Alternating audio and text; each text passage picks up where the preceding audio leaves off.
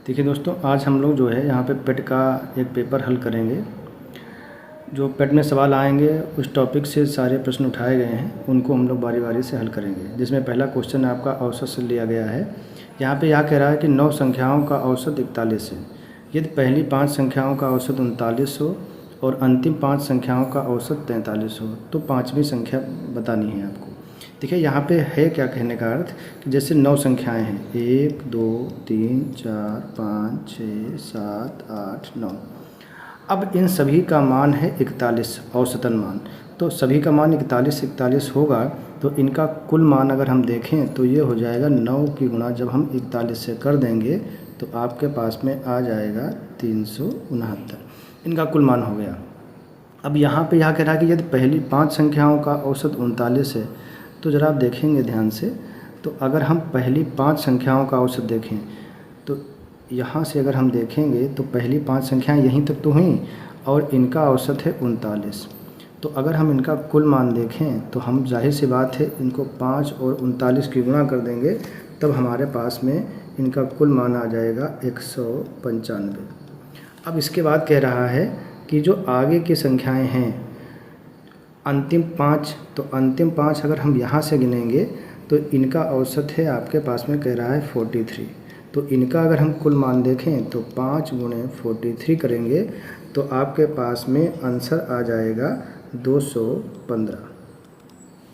अब यहाँ पे एक चीज़ देखनी है, संख्याएं 9 ही हैं मगर ये जो पाँचवीं संख्या है ये यहाँ पर भी काउंट की गई और यहाँ पर भी काउंट की। तो इसका मान कैसे निकलेगा, जब अगर हम इन सबको जोड़ेंगे इनको और इनको, तो इसमें से एक मान डबल बार जोड़ा गया है तो वह क्या हो जाएगा, पाँचवीं संख्या। अच्छा, अगर हम इनका कुल मान देखें तो अगर हम जोड़ेंगे 195 और 215 को तो हमारे पास जो इनका कुल योग आएगा वह आएगा 410।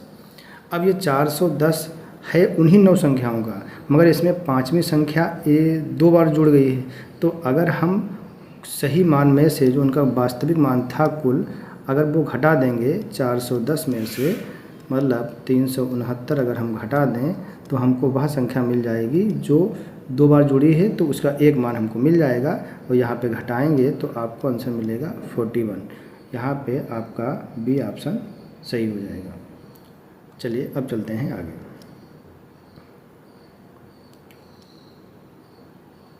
देखिए यहाँ पे कह रहा है एक कक्षा में 40 विद्यार्थियों का औसत भार 55 किलोग्राम है। मतलब आपके पास में 40 विद्यार्थी हैं, इनका औसत भार है 55 किलोग्राम।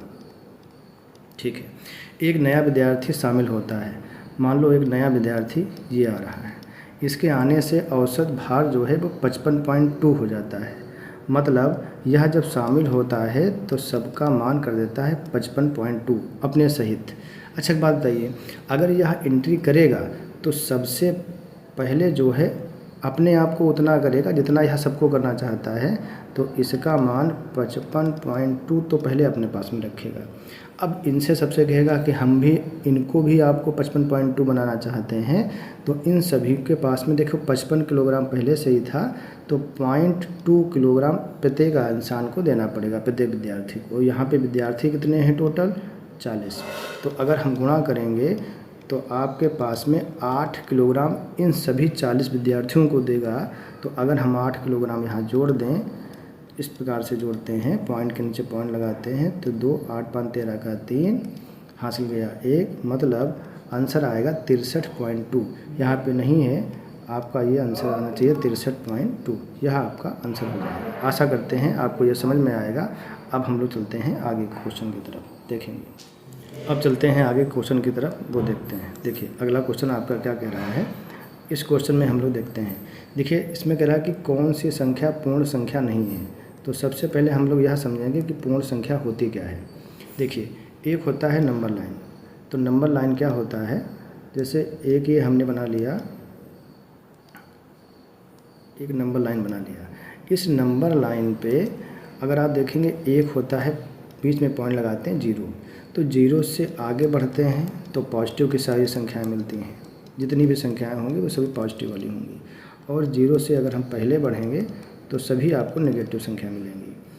पूर्ण संख्या वो होती हैं, यहाँ से, मतलब 1 से लेकर जो भी संख्याएं होंगी वो सभी पॉजिटिव होंगी।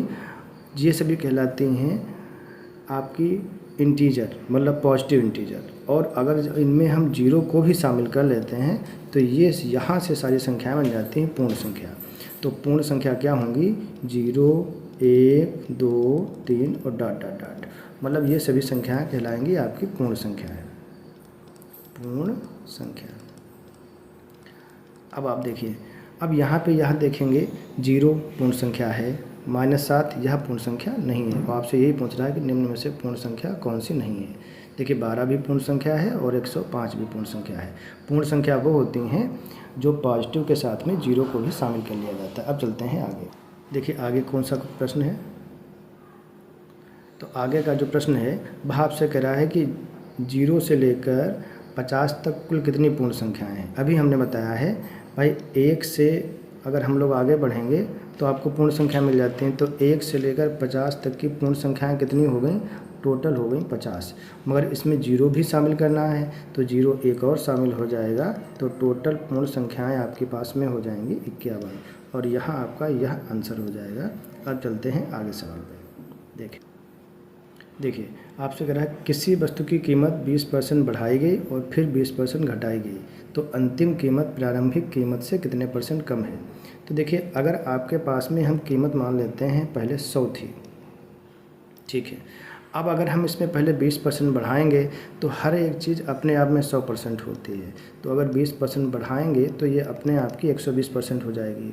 और फिर कह रहा है कि फिर 20% घटाई गई, तो अब यह भी तो एक नई संख्या बन गई, तो इसको फिर 20% घटा दिया गया, मतलब यह अपने आप का अब कितना % हो गया? 80%। तो अगर हम इसको हल करेंगे तो देखिए परसेंटेज जो होता है, परसेंटेज के साथ में हम लोग 2 जीरो काट सकते हैं। तो ये % और ये 2 जीरो कट गया।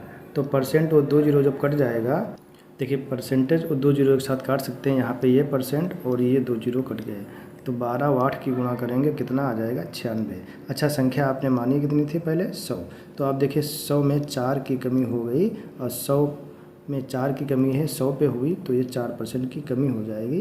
तो आपके पास में पहला आंसर हो जाएगा। अब चलते हैं इसके आगे। देखिए अगला प्रश्न क्या कह रहा है? कह रहा है कि ए की आय बी की आय का 80% है। तो सबसे पहले हम लोग 80% का फैक्टर करते हैं। तो देखिए 80% का फैक्टर हो गया 20 चक्कू 80 और बटे में 100 बढ़ाएंगे तो 20 पंचे 100। देखिए फैक्टर क्या होता है? फैक्टर यह बताता है कि 5 का 80% 4 होता है। तो आप बताइए अगर ये 5 जो है बी की आय हम मान लेंगे और ए की आय बी की आय का 80% है, मतलब 5 का 80% 4 होता है, तो ए की आय हमको 4 माननी पड़ जाएगी। अगर हम बी की आय 5 मानेंगे तो ए की आय 80% मतलब 4, ठीक है। यहाँ पे क्या कर रखा है? बी की आय 40,000 है। तो आप बताइए 5 भाग की वैल्यू आपको दे रखा है 40,000। तो 5 भाग की वैल्यू है 40,000, तो 1 भाग की वैल्यू कितनी आ जाएगी? तो 1 भाग की वैल्यू आ जाएगी 8,000। अगर 1 भाग की वैल्यू 8,000 आ गई है तो आपके पास में 4 भाग की वैल्यू आप निकाल सकते हो। तो 4 भाग की वैल्यू आ जाएगी 32,000। तो यह आपका आंसर हो जाएगा। देखिए यहाँ पे क्वेश्चन कह रहा है कि 2197 का किस संख्या का घन है। देखिए एक होता है घनमूल। तो घनमूल क्या होता है जरा आप समझेंगे। सबसे पहले हम लोग अगर हम लोग 27 का घनमूल निकालना चाहें तो आप जानते हैं 27 का घनमूल होता है 3 और 3 का घन होता है 27।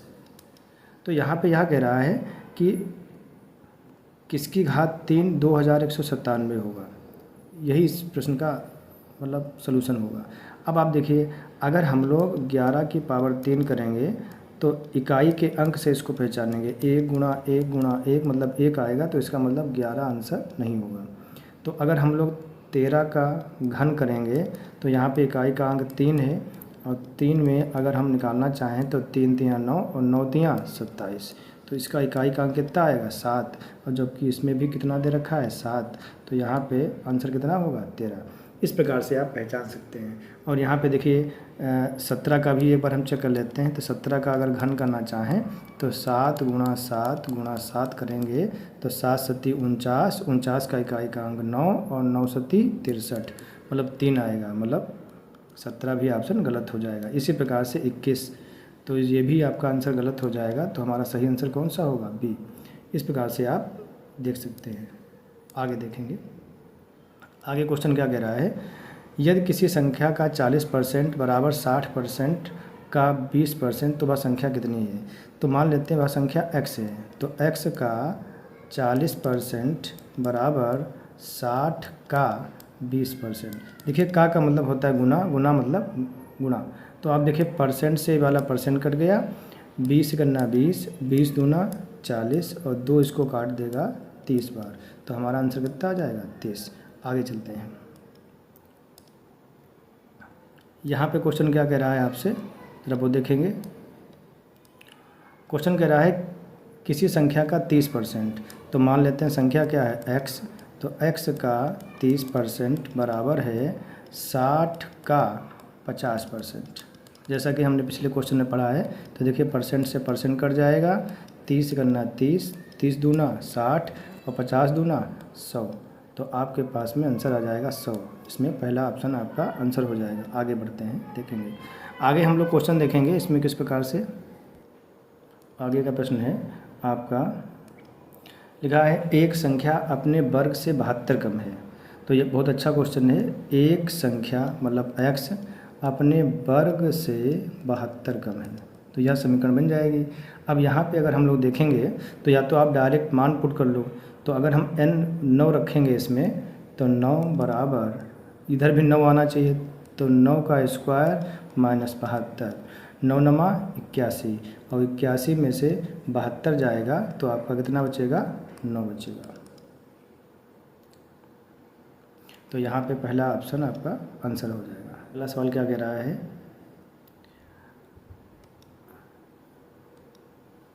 यदि एक संख्या को 4 से गुणा किया जाए और फिर 12 घटाया जाए तो प्राप्त संख्या एक पूर्ण वर्ग होती है, ऐसी सबसे छोटी संख्या क्या है?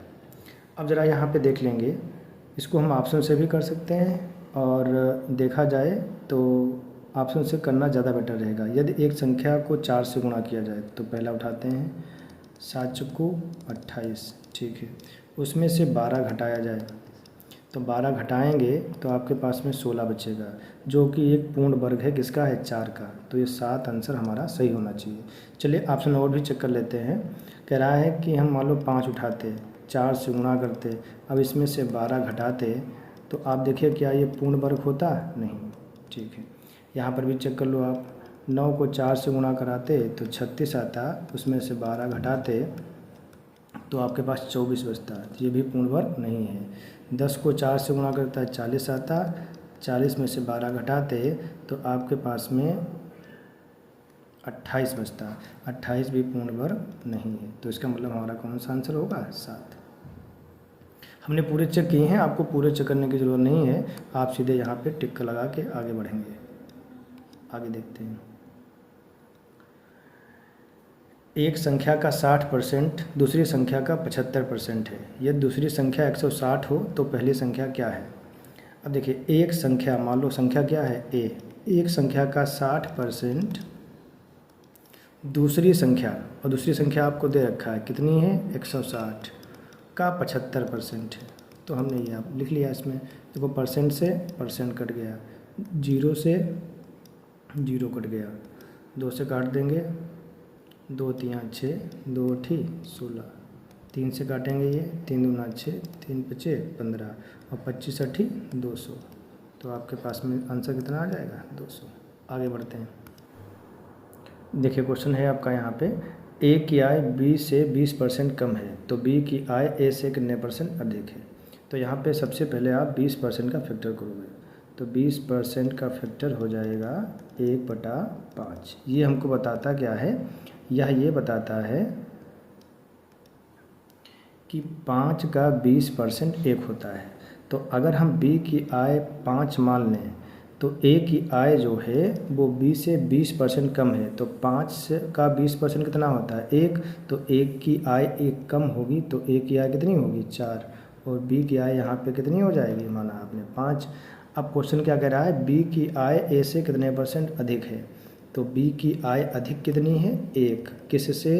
ए से, तो ए की आय कितनी है 4, तो आप 100 पे निकाल लोगे तो ये आपका परसेंट बन जाएगा, तो जो कि आपका आंसर आ जाएगा 25%। आपका बी ऑप्शन आंसर हो जाएगा। आगे देखिए, आगे क्या कह रहा है, किसी संख्या का 20% यदि 48 हो तो संख्या का 40% कितना होगा। तो बहुत सिंपल है, आप बताइए 20% की वैल्यू कितनी दे रखी है 48, तो 40% की वैल्यू इसकी 2 गुना हो जाएगी, तो आपके पास में आंसर कितना आ जाएगा 96। नेक्स्ट,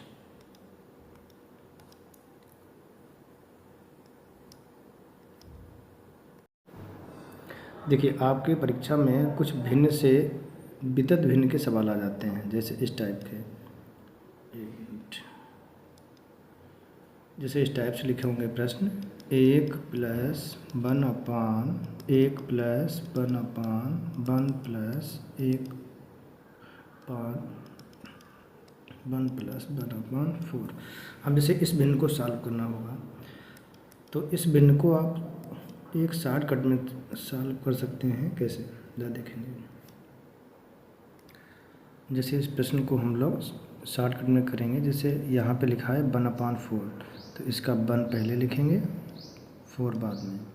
अब यहाँ पे देखेंगे कितने हैं डिजिट, 4 स्थान है, 1 2 3 4, ये वाला गिनते हैं 1 2 3 4। अब देखिए यहाँ पे प्लस है, तो हमको सिर्फ प्लस ही करना है, तो 4 और 1 5, 5 4 9, 9 5 14, और 14 और 9 जोड़ेंगे तो आपका आएगा 23। तो लास्ट में कितना आया है 23, उससे पहले कितना है 14, जो उसके बटे में लिख देंगे तो आपके पास में 23/14 आंसर हो जाएगा। मतलब इसको आप इस तरीके से हल कर सकते हैं। जैसे अगला सवाल है आपका, जैसे सवाल है अगला आपका 1/1 + 1/1 + 1/1 + 1/7, जैसे इसको सॉल्व करना है आपको।